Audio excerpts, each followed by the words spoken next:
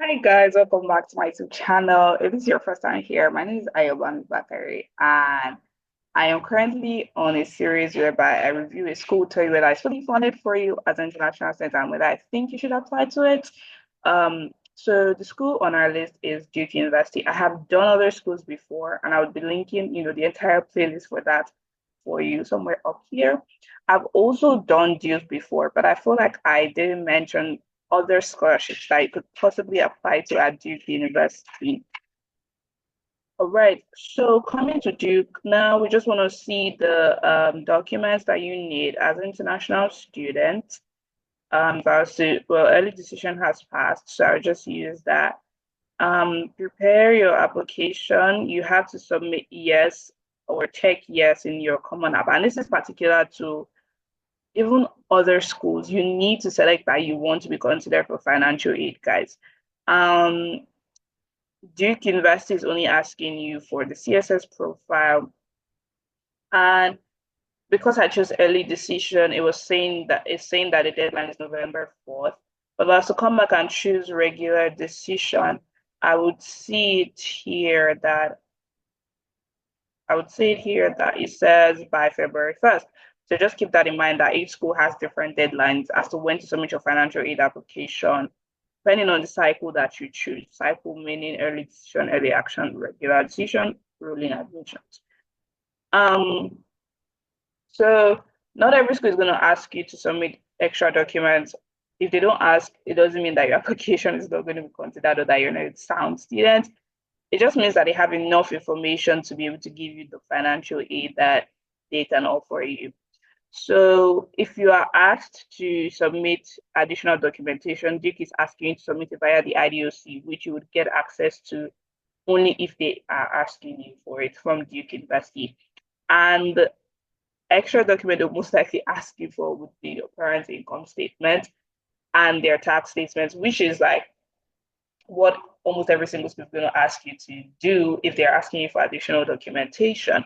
Now, for those of you that your parents are, not employed or they're self-employed, then they can fill out a non-filer form. Now, the procedure as to what to do for parents that are not employed or self-employed varies in each school. So make sure to go to each school's website to put that there.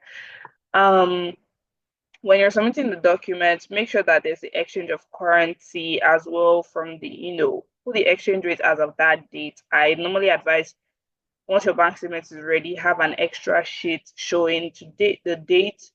So for example, you want to do it today. So you'd have, the 28th of November, and then you would put $1 equals one whatever your currency is. I'm going to use Naira, I'm in Nigeria. $1 equals one Naira, I think.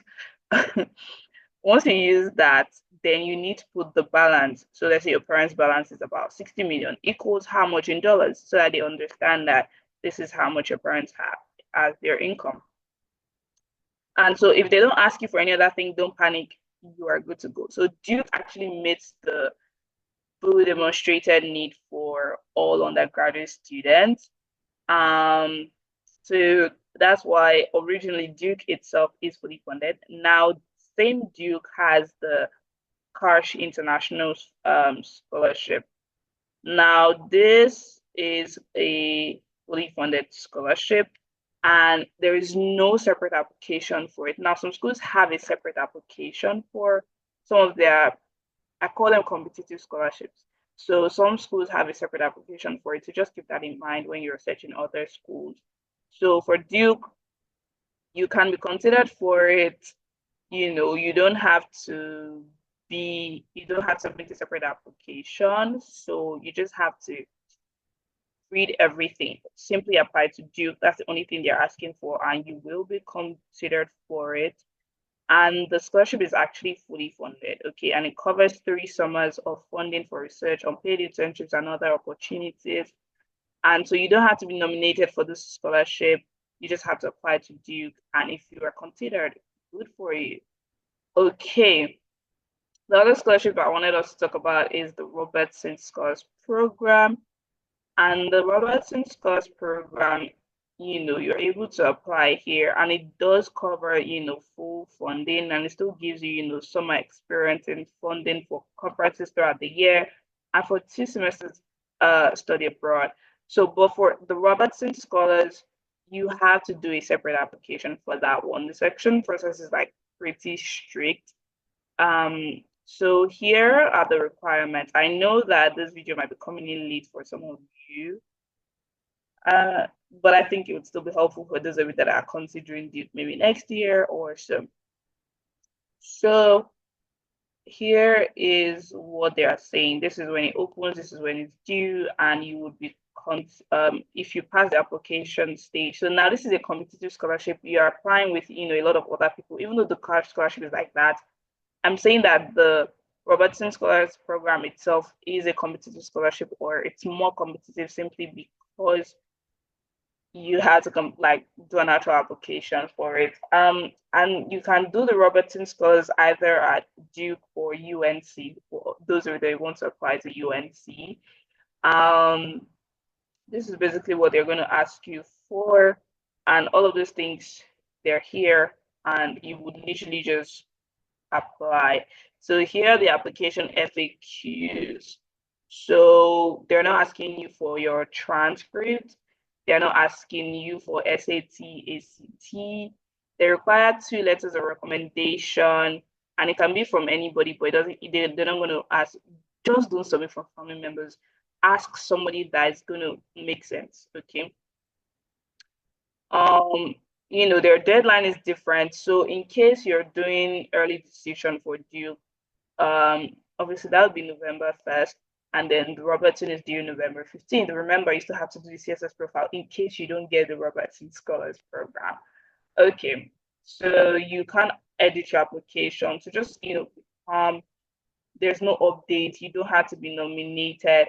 Just make sure that you are doing all of the things that you're needed to do. So you need to do the application itself and submit the recommendation letter for it. You don't have to apply to Duke and UNC Chapel Hill for it.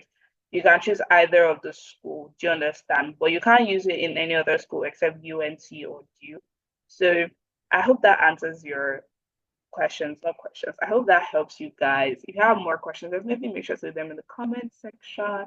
And if you have more personal questions, my email is open. I'm going to put my email again.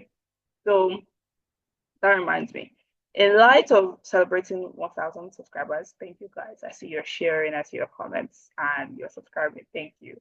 I have been reviewing essays for people free of charge. Now, you can still send your essays to me because there's like 10 slots left. The only thing that I would say is when you're sending the essay, make sure to include the number of words, the school you're writing to, and the prompt. So if it's your common app essay, just indicates that, put the prompts, put the number of words that are required, so that I can proofread, edit, and give corrections immediately instead of having to be like, oh, what are they asking to write about? Just set everything at once. Okay, I would also leave that email in the description box. And if you want to reach me for any other thing, definitely same email. I will be responding as soon as I can. So thank you so much, guys. Make sure to share this video for those of you that will be needing it. And I will see you guys when I see you. Bye, guys.